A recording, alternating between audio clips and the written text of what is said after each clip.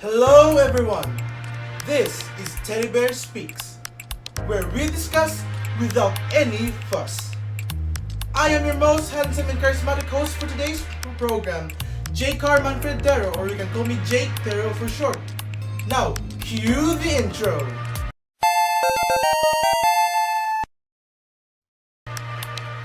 Good morning, good afternoon, good evening. Wherever you are in the world, you are always welcome to tune in into our show. Because seriously, it helps the ratings. Now with that out of the way, what we are gonna talk about for today's program is all about, or something related to, globalization. We all know what globalization means, right? Oh, do your studies if you don't. Well, it's pretty obvious with the word globalization. Global, meaning it relates to all about us in the world trying to interconnect with one another to solve many issues and problems of our society. An obvious example of globalization is of course traveling. Traveling via plane, ship, or car if you can. Everybody loves to travel. But as far as I'm concerned, I would like to travel. Most of the people I know want to travel. It's only because of this pandemic that they have been limited by being confined in our houses. Okay, with that out of the way, let's talk to the bigger issue. We would love to travel, but at the same time, we are filled with worries and anxieties of how we can fit into certain countries. Worry not, my beautiful viewers, ladies and gentlemen, because for today's segment of Teddy Bear Speaks, we will share information about all sorts of facts and trivia about certain countries. With that out of the way, let us proceed to a segment called Teach Me This Country.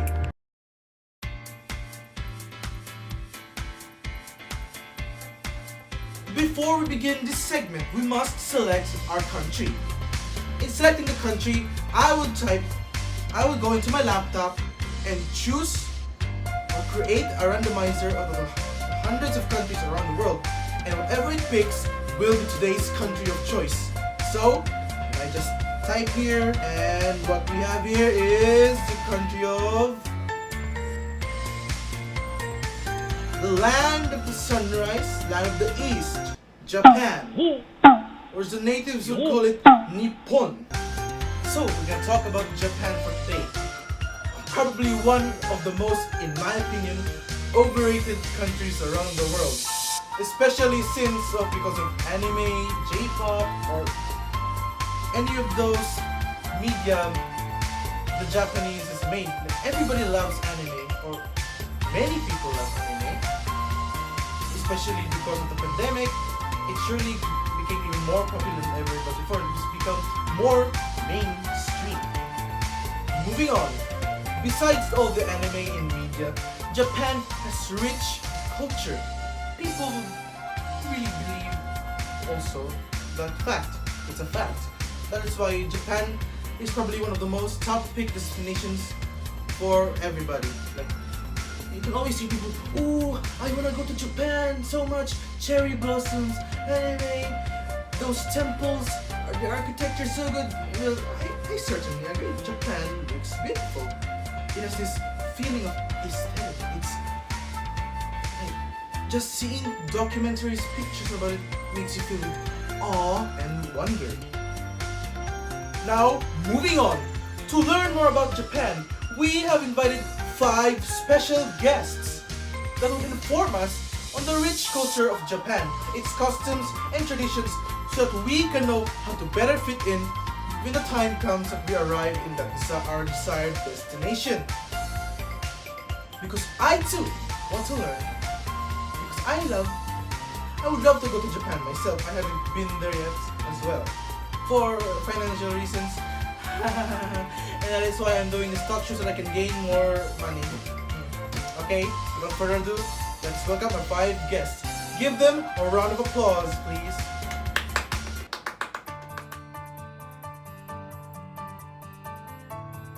Japanese culture is a set of values that puts importance to social harmony and hard work up until the 10th century. Japanese culture was similar to the Chinese culture, but the rise of samurai of Heian and the isolation during the Edo period changed the rules of society. Overall, the culture was influenced by the local Shinto religion, Buddhism, Confucianism, and the limited natural resources. While Japanese lifestyle has been westernized recently, Japanese people still do everything to preserve their rich cultural heritage by practicing tea ceremony, wearing kimono, and studying traditional arts and crafts from early childhood.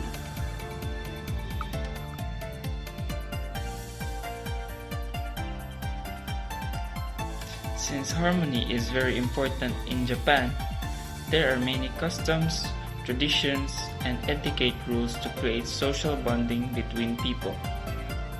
Some of the interesting traditions that surprise foreigners are: number 1, taking off shoes when entering someone's house. Number 2, wearing a mask when sick. Number 3, not shaking hands and not hugging when meeting with loved ones. Number 4, bowing 45 degrees to show respect. Number 5, making the slurping sound when eating noodles. Number 6, symbolically washing hands when entering a shrine. Number 7, wearing slippers when using the restroom. Number 8, decorate one's house with dolls for the annual Girls' Day and decorate the house with the samurai figure for the annual Boys' Day. Number 9, throwing beans at people who dressed as demons during the Setsubun festival. Number 10, eating a special meal called osechi during the New Year's Day. Number 11, bathing in the evening rather than in the morning. And last but not least, number 12, participating in the firework festivals or Bon Odori festivals during the summer by wearing a yukata. So, Japanese people put importance on social harmony. I have to agree with that one, since who wouldn't want to have bad blood between your neighbors or your relatives and loved ones? It makes you feel, of course, at peace. Okay, what guest number 2 said some things caught my attention in comparison to our and made me compare to our own custom here in the Philippines. Like number 1, taking off shoes when entering someone else's home. Usually, or in my household, we would let our guests wear their shoes. Like, please, don't leave them. Come in. Wear your shoes. Not shaking hands and not hugging when meeting with loved ones. Well, compared to here, that seems quite cold.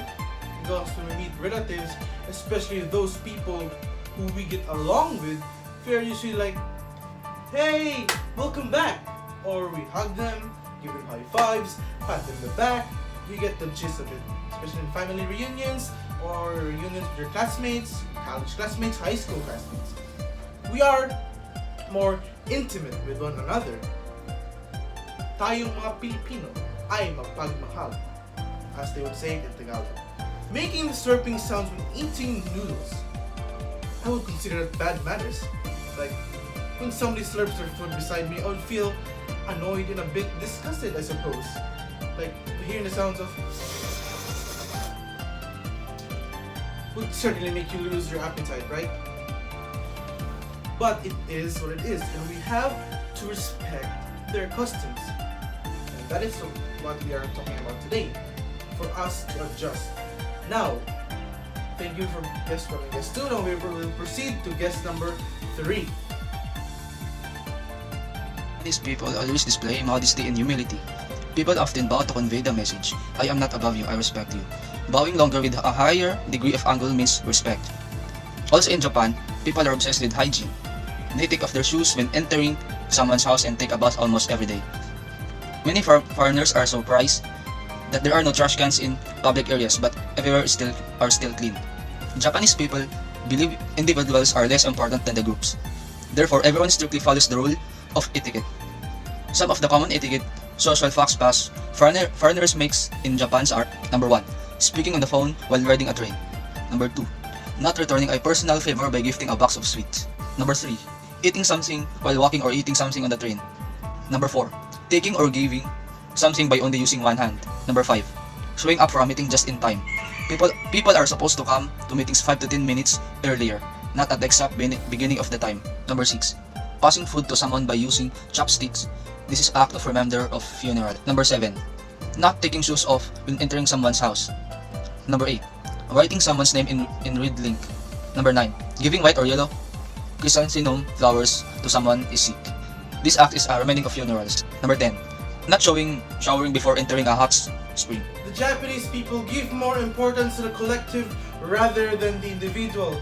That's why following their strict etiquette is a must for them, since being a social outcast or a social outsider is the worst things that could happen if you are part of the Japanese society. That is why we, as foreign people, should learn about this etiquette so that we can properly fit in. But alas, that is what we're here for. Now continue on. Let us have guest 4 speak.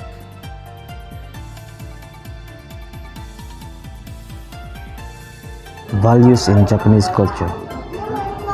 Japan is a conformism society where harmony, mutual respect, and group consensus are valued. Other values such as collectiveness, diligence, and conflict avoidance are actually the result of the need for social harmony. Japanese religion also has an influence on common Japanese values. The values of purity and cleanliness come from Shintoism, while perfectionism and minimalism come from Zen Buddhism. Additionally, the spread of East Asian teaching in Japan may have affected the culture. It is said that the values of long-term thinking, perseverance, respect for social hierarchy, and respect for the elderly come from Confucianism. Communication in Japanese culture. Japanese communication style is very unique, mostly because Japan was isolated to the outer world between 16th and 19th centuries. There was a hierarchy where the elite samurai were on the top and those who took care of dead animals were at the bottom. It was very costly to become an outcast in this closely knit hierarchical society, so people were carefully not offending others. One of the most unique aspects of the Japanese communication style is the lack of rejection. Japanese people rarely use the word no because rejecting someone is considered as a sign of disrespect. Because of the same reason, Japanese people use symbolism and usually makes a request indirectly so that the other side doesn't have to feel a pressure. That's all.